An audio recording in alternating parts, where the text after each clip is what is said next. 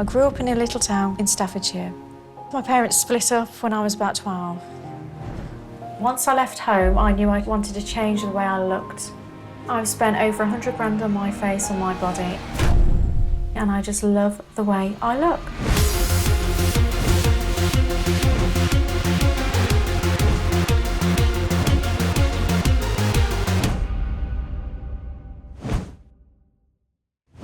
I wanna make my boobs bigger, bigger, bigger.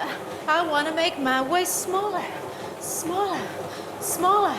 I wanna make my butt bigger, bigger, bigger. Over the course of 10 years, 28-year-old Star has transformed her appearance through multiple cosmetic procedures.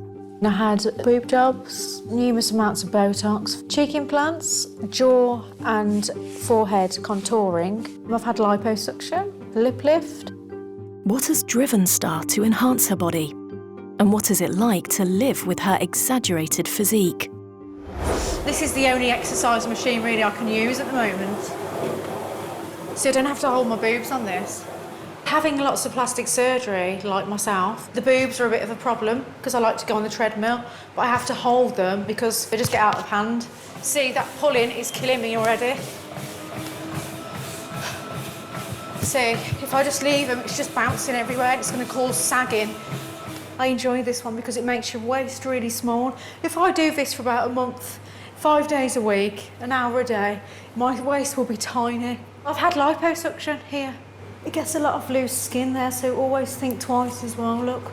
Probably later on, I'll need a tummy tuck to pull the skin down, or I can try tightening it with exercise, but it restricts me having these bloody big boobs.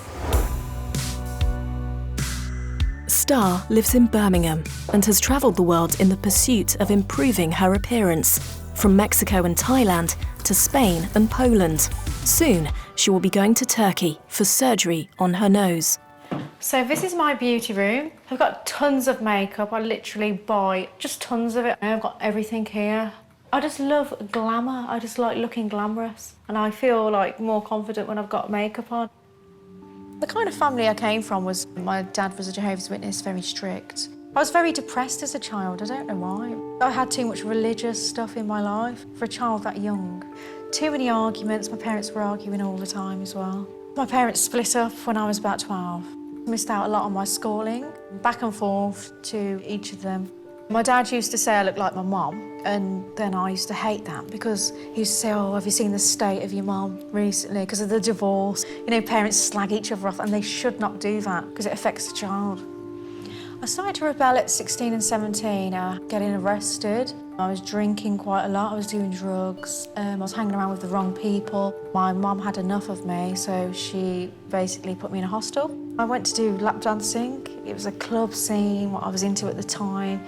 You know, people were doing coke, drinking. There were loads of naughty girls there and beautiful girls. Once I had surgery at 18, I saw my boobs change. I thought, wow. I just felt amazing, just like, wow, look at me, you know, porn star kind of look. Pamela Anderson in the 80s. After becoming a lap dancer, Star went on to be a dominatrix and used the money she earned to pay for more surgery. The money was amazing. I mean, we're going back 10 years ago. The money was a lot better than it is now. Miss Madam Whiplash, it's just that. But breaking away from her family and working in the sex industry took their toll on Star. I feel very lonely and isolated a lot of the time, but that's just who I am. I keep myself to myself. The key people in my life are the surgeons, the cosmetic places where I go and have all my dermal fillers, which is on a regular basis. And then I have my little dog, Tinkerbell, which is my pride and joy. She's just like my fur baby. She's like my child. I'm going to Turkey to have a nose job because I feel in Turkey I'm going to get exactly the results I really require. I'm going to have this tip here is leaning to one side, so I'm just going to shorten that, which is going to bring it a bit more flatter, and then I'm going to have it narrowed in. That's the Barbie that I take with me on holiday surgery trips. A lot of people, when I'm out shopping sometimes, a little girl said to me, "Mummy, she looks like Barbie." Is that the ultimate compliment? Yeah, of course it is. That's what I've had all this surgery for. That was the original, that I wanted to look like Barbie. But I'm sort of off that now. I'm sort of growing out of that. What do you think you're growing into? A monster.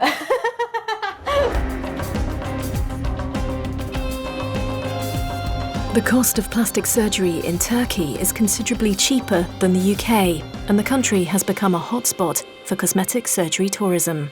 Star's procedure is with Dr. Bora Ok. Welcome. Thank you. I'm Dr. Ok.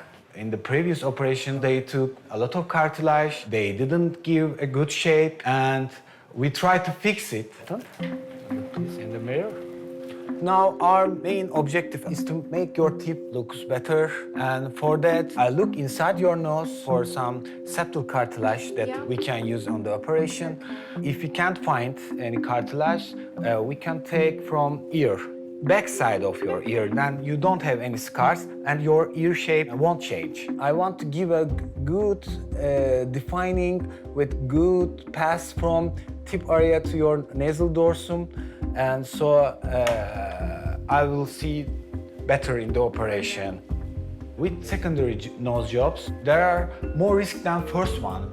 And you can disturb the blood circulation, you can't find enough cartilage. But with closed rhinoplasty approach, these risks will reduce. I guess we will have a good results with our operation.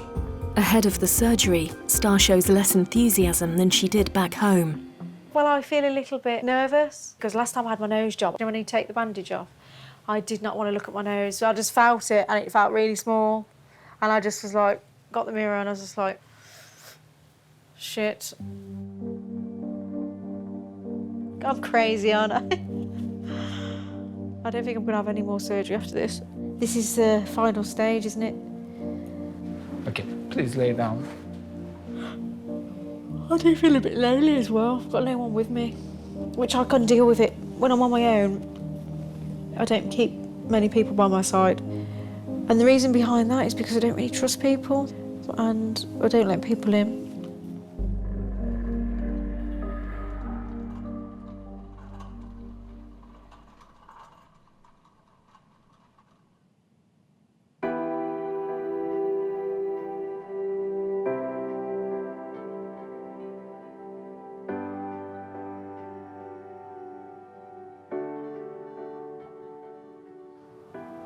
Hello. Hello. Operation went perfect. We have septal cartilage, we use them. No ear? No ear, no need.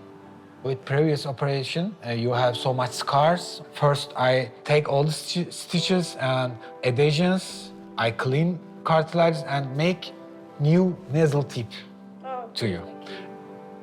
You won't have swelling, you won't have bruising. You see, it will be very comfortable. You're so gentle. Because Yes, I am so gentle.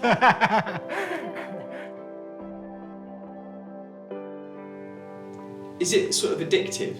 Yeah, I'm addicted to it. I am addicted because before I was addicted to drugs, spending tons of money, alcohol. But I don't do any of that stuff now, so I just do plastic surgery. After I've had surgery, I feel absolutely incredible. It's like antidepressants, euphoria of youth. Give me 2 months, I'll be selfie ready and I'll be slaying.